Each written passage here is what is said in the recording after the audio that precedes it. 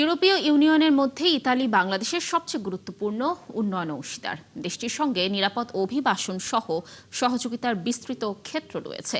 অদূর ভবিষ্যতে বাংলাদেশ ইতালির সঙ্গে দ্বিপাক্ষিক সম্পর্ককে আরও এগিয়ে নিতে চায় বলে জানিয়েছেন স্বরাষ্ট্রমন্ত্রী সালাউদ্দিন আহমদ।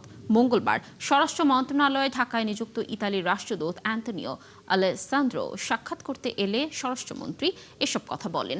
তিনি বলেন, ইতালিতে বসবাসরত বাংলাদেশিরা রেমিটেন্স পাঠানোর মাধ্যমে দেশের